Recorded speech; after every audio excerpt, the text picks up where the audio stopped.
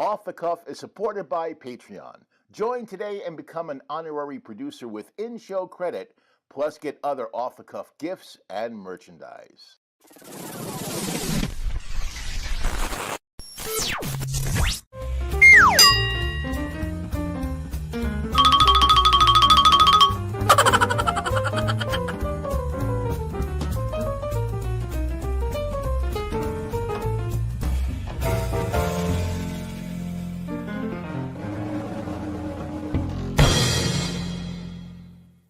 Hi, everybody. What time is it? Close. It's not howdy doody time. It's off the cuff time. Welcome to another episode. Now, today, you're not going to believe the savory comfort food I take and turn it low carb. Oh, yes. I'll give you a hint. This would be really good for breakfast. Actually, it's also good for lunch. And it's actually really good for dinner. I just had it for dinner. And you know what? I think it's most famous for being perfect for brunch. Give up? Okay, this is an easy one. Today, I'm making a low-carb version of a quiche. Oh, yeah. Now, I know that quiches have somewhat of a reputation, but think of this. It's going to be cheesy. I'm using sharp cheddar cheese. Yum. Yum. It's going to have eggs and sauteed broccoli and the pièce de résistance, bacon. Come on, there's going to be bacon in there. Unlike most low-carb quiches you find, this one is going to have a crust. I'm going to show you how to make a homemade low-carb almond flour-based crust that's going to be buttery and absolutely delicious. It's going to make or break your quiche. It's definitely going to make it. Plus, there's more. The quiche takes care of the savory side, and now for the sweet. Yeah, we all get those cravings for something sweet, don't we? Well, the next time you get one, you're going to know how to make a sugar-free chocolate peanut butter smoothie. Oh yeah, it's like a thick peanut butter shake. It is absolutely delicious. You're going to love it. I can't wait to get started. Now, this episode is going to be great. I know quiche has somewhat of a reputation, but don't worry about it. It's going to be delicious and guilt-free. Think of it as a savory, cheesy, gooey, ooey pie, only with bacon. How can you go wrong? Oh. I'm getting a video call. I wonder who it's from. Let's check. Oh, my God. It can't be. Coach Fife? Mitchell, get down and give me 20. Coach Fife? Oh my God, you realize it's been 40, it's been 43 years. Seems like only yesterday you gave me that lame note from your mom to excuse you from doing push-ups. Well, I have sensitive abs. Wait a minute, you look amazing. You look younger than I am. You've got to be, listen, you've got to be. Stop counting on your fingers. I'm 87. No wonder why you failed math. Holy shit, 87? What's your secret? Well, every morning I do 150 squat thrusts, 350 sit-ups. I run 5 miles. Wow. And Botox. Maybe I should start doing that. Who are you kidding? I'm still waiting for you to climb that rope in gym. Well, Hey, look, I know you're allergic to hemp fiber. Chafing is a real dangerous problem for teens. My real secret is I avoid sugar and I eat low carb. Hey, me too. I know, that's why I called. What's this I hear about you making a quiche today? I know. It's not the most manly thing to make. Now, I never said that. I never said quiche was unmanly.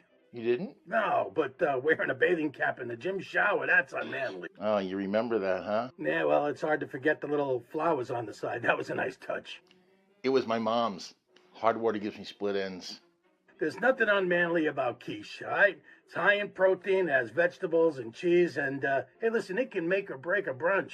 I totally agree. But they are high in carbs, so I haven't had one in years. Well, the quiche I'm making today is low carb. It's only going to have 6.5 carbs per slice. Wow. I knew you'd be a chef someday. Oh, you did? Are you kidding? You took your yearbook picture with an easy bake oven. It's hard to forget something like that. Well, my quiche is going to be great. It's going to have broccoli and cheese and bacon. Did you say bacon? Okay. I can use turkey bacon. It's okay. You do? and you'll drop and give me 20 with that shower cap on. Gotcha. Real bacon. And now you're talking. Great. I can't wait to get started to cook. Good to see you, Coach Fife. Same here. You know, you were always one of my favorite students. I was? Yeah, hey, nobody could take a dodgeball to the face like you. Yeah, it said Spalding on my forehead till my junior year in college. My mom thought I had a tattoo. Well, it's time for me to get back to class. Coach, just could you say it, for old time's sake? Here are the ingredients. Okay, now it's time for the ingredients. First off, for our quiche, let's start off with the crust. 2½ cups of almond flour, 1 tablespoon sea salt, 1/4 cup ghee, melted, and 1 large egg. Now for the quiche filling. 2 cups broccoli florets, 1 tablespoon minced garlic, 1/4 cup water, 1 tablespoon olive oil, 5 large eggs, 1 cup shredded sharp cheddar cheese, 1/3 cup heavy cream, 1/2 teaspoon sea salt, 1/4 teaspoon black pepper, and 5 strips of cooked bacon. And now for our low-carb, sugar-free peanut butter smoothie. 1½ cups of unsweetened almond milk, 1 cup of heavy cream, 3 tablespoons cocoa powder, 1/2 cup allulose monk fruit sweetener, 1/4 cup peanut butter, and 1/8 teaspoon of sea salt. First up, we're going to melt the ghee. This is 1/4 cup of the ghee, as we talked about. And 30 to 45 seconds should melt it. Next, preheat your oven to 350 degrees. This is super easy to do. Take your almond flour and your salt and whisk to combine completely. I did see online, I think it was at Wholesome Yum, they say use this because it helps take the lumps out of the almond flour. Now you take your melted butter or ghee. I'm using ghee. Remember, ghee is just unsalted clarified butter. And we're going to put that right in the middle. And we're going to combine. Now this is not going to be the finished product, but it's going to get lumpy. It's going to mix together. See that a little well? This way, you don't have to use another pan. I think that I also got this from Wholesome Yum website. Put your egg there. Okay, and now we're going to make sure it gets nice and mixed. And as it gets mixed, now we start mixing in the rest of the almond flour. The object here is to make a ball. As you can see, it's already forming, which is good.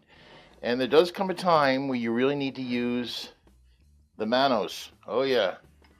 And I have a friend who said, I don't have hands, I have paddles. Yeah, that's from a movie, but I think it's also true. Okay, use my paddles best I can. It's coming together rather nicely. I'm trying to, and don't worry, you can just, if anything crumbs here, if any crumbs fall, just reincorporate it into the ball and keep on moving. Basically, you want to get this into a nice round ball. See? Like that. Now, this is a 9-inch baking pan. You can use an aluminum one if you want. I'm using this.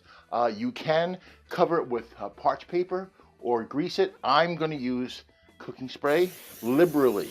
Let's flatten this a little bit to give it kind of a start. And we're just going to press it in here. And just take your time. It's going to want to come apart, but just keep on molding it. And you want to get to the right thickness. About, well, a pie crust thickness. I guess 1/4 of an inch, 1/8 of an inch. You can feel it out. This is actually spreading out real nice, as you can see. Keep in mind, if your pie crust is even, as far as uniform in the same thickness, it will cook at the same rate too. That is looking really good. Like I said, it's not exactly uniform, but it doesn't have to be. There is our crust. Now we bake it. It's been 12 minutes, and the crust is ready. Now we let it cool while we work on the filling. Heating up a pan on medium heat. Here is our tablespoon of olive oil. Put that in there. Stir it up. It's nice and warm. And here is our minced garlic. And what we're going to do is we're going to heat this and saute it until it becomes fragrant. That looks good enough. It's starting to bubble. Let's put in the broccoli and stir. Like I said, we're going to do this until about 2 minutes or so. And then we're going to throw in the water. Okay, we're there now. In goes the water. Sizzle. Cover. See you in 2 to 3 minutes. There we are. The water is pretty much gone now. All right. Now we can do the filling of our quiche. Whoa, not so fast. I forgot. Part of the filling is going to be the bacon. Oh, yeah. So I'm here at the air fryer corner. Now, my recipe called for 5 strips of bacon. That's normal bacon. This is thick cut bacon. Num. And you know what? Making bacon in the air fryer makes it almost foolproof. Seriously. So we're going to place this, doesn't matter which one, the pan into the air fryer. Set for 400 for 14 minutes. It comes out absolutely perfect. Oh yeah. Now we do the filling. Here is our bacon. It's hot out of the air fryer. You can see it's, oh yeah. Gonna keep it rolling here because we're gonna let it crisp up. Okay, the salt and pepper. You know what? Let's do the broccoli. The broccoli next. And the cheese. This is the 1 cup of sharp cheddar. Oh yeah. I did that. Now for the bacon. Let's crunch it all up. Crunch up the bacon. And let it fall in. Oh boy. This is going to be a savory, delicious quiche. You can just tell. All right, and now for the cream, the 1/2 cup of cream. You just make sure it's well mixed together. Now we're going to pour this in to our crust. And we're going to make sure it's spread out very evenly. All right, now into the oven, into the preheated 350-degree oven for 30 to 35 minutes. I'm going to check on it at 30. We're going to make the smoothie next, but before that, it's time for food facts.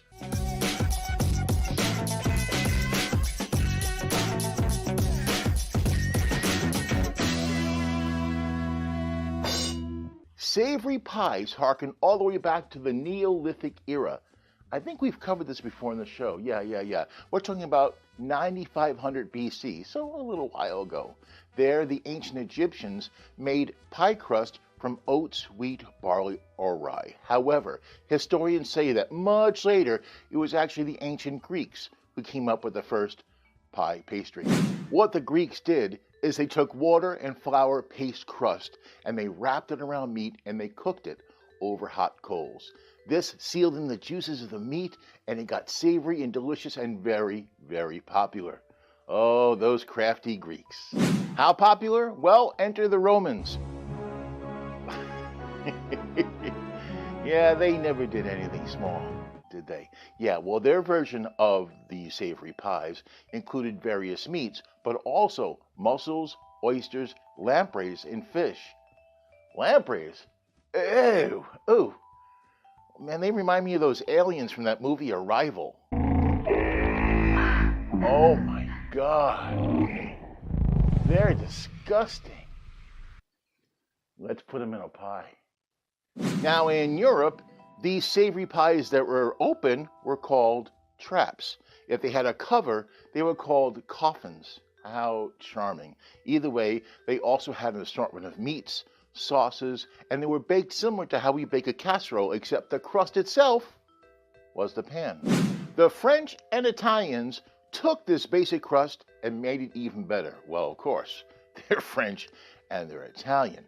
They took this crust and made it even better by adding butter and then by folding and rolling the dough. Oh yeah, that sounds good. Now in 1440, the Paris Pastry Guild was formed and helped this crust on its way to becoming the crust we know and love today. Speaking of the French, the quiche as we know and love it actually originated in Germany. Yeah. The quiche, or the predecessor of the quiche, actually was developed in the German kingdom of Lothringen. However, the French took over and occupied this territory and renamed it Lorraine. Yep, you see it happen. Quiche, Lorraine, a marriage was born. Missionaries and explorers helped spread the quiche across the globe. The Pilgrims brought it with them to North America on the Mayflower, where this crusted meat pie actually preserved the food and helped them survive the long, hard winters they found there. Interesting, savory pies really didn't become popular in the United States until the 1800s, and since, sweet pies have overtaken it. Well, that's gratitude for you. Arguably, the most popular quiche of all time is the aforementioned quiche Lorraine. Now, originally, this was an open pie made with eggs and cream custard with a filling of bacon. Oh, you had me at bacon. As for cheese, that came later. Actually, much later. And bread was used for the crust, just regular bread, but since then, it's now short crust or puff pastry. Quiche Lorraine became popular in England after World War II. In the United States, in the 1950s. Now, it was savory, it was delicious, but since quiche very often was meatless, it was considered unsatisfying or unmanly. If I had pearls, I'd clutch them. In 1982, Bruce Firestein wrote the tongue-in-cheek book, Real Men Don't Eat Quiche. It was a smash hit, as it satirized all forms of modern masculinity. The book ended up on the New York Times bestseller list for 55 straight weeks and sold 1.6 million copies. It also caused a quiche boom. Oh yeah. In the 80s and 90s, quiche got very popular. Since then, it's been served at brunches all across America. Today, quiches are still very popular, and in many of its variations, it's considered healthier than foods that contain red meat or fried food. There are hundreds, if not thousands, of variations of quiche. The most popular being quiche Florentine, lobster quiche, lobster quiche, mushroom quiche, and of course the aforementioned and famous quiche Lorraine. Quiche can be eaten any time, as I already covered. Breakfast, lunch, dinner, brunch, snacks, midnight snacks, while you're driving. Quiche is awesome. And now it's time for quiche trivia. The word quiche comes from the German word Kuchen, which means cake. May 20th is National Quiche Lorraine Day. And when May 20th falls on a Sunday, you know what that is? Mega Brunch Day. The world's largest quiche was baked on November 22nd, 1997 in Paris. Get this, it used 125 quarts of milk, 1,928 eggs, 156 pounds of bacon, 134 pounds of butter, and 140 pounds of flour. Yeah, it took 18 hours to bake, and it fed 125 people. And finally, quiche can be served hot or cold. Cold? That reminds me of Star Trek too. Yeah. Ah, Kirk, my old friend. Have you heard the Klingon proverb that quiche is a dish best served cold? Yeah. Quiche is very cold in space. Corn! Corn! Corn! And that's food facts. Okay, so this is a recipe I've used many times, and I got that craving for something sweet, but I didn't want the carbs. So let's start off with the 1.5 cups of almond milk.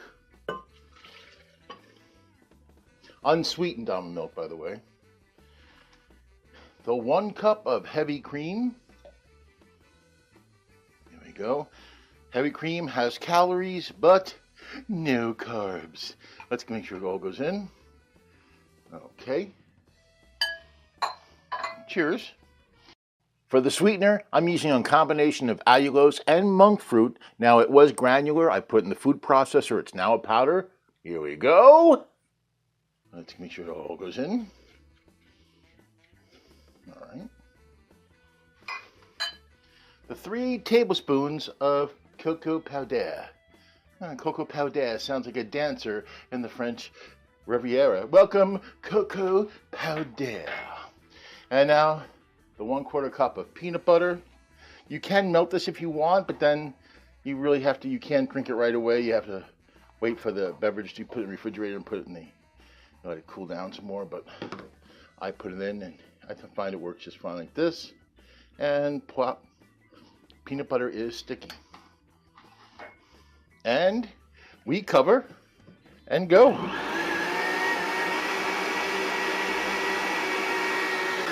I like to let it really mix, so I'm going to put it a little higher now. The top almost came off. Woo!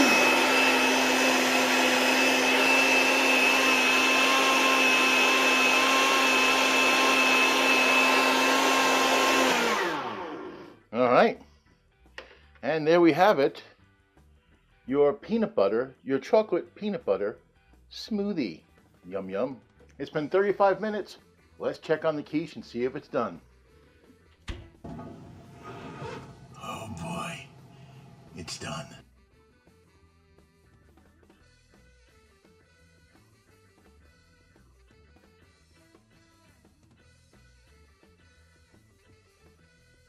And breakfast, I mean, and lunch. Your quiche is ready. Oh boy.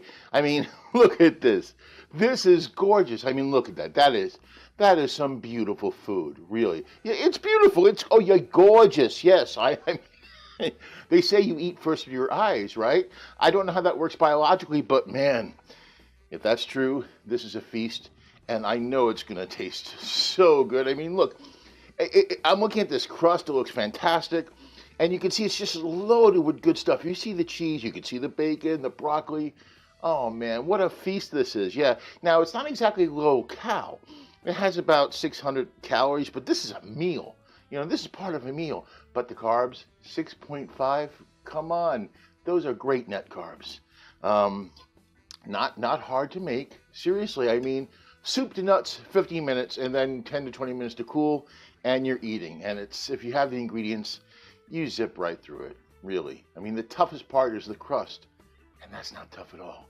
Okay, you know what else isn't tough? Tasting it. Let's taste this. Oh, baby. I'll take a nice piece off the end. Oh, that crust looks buttery. I hope it is. Let's try it. The crust is soft. It's flaky and buttery. You get the tangy cheese. The broccoli, you can taste the garlic. See, I knew about the garlic. And the bacon, a nice bit of crunch and salt. Oh, this is wonderful. And like I said, it's good for any meal. Really, I'm gonna have a little bit more because daddy like. Here we go. I've made low carb quiche before, but never one with a crust. Oh, this made my day. This is excellent. You're going to love this no matter what meal. Okay, now switch. Now for the chocolate peanut butter smoothie. Now I have had this before, but I am a peanut butter nut. Now I did put a 1/4 cup of peanut butter in here. You could put more or less. It depends on your taste, but I love peanut butter and I love chocolate. I love them when they're together. And this is low carb. Let's taste. Oh, no surprise. Rich, thick, peanut buttery, chocolate flavored. Oh, what a delight. When you get a craving for sweet, you know, you get this, you have it, and you're satisfied. No bitter aftertaste. I mean, for both these dishes, the quiche and the smoothie taste fantastic. No one will know that they're sugar-free and low carb. Well, there's one way, if you tell them. So don't tell them. That's it for this week. Be well. Eat good.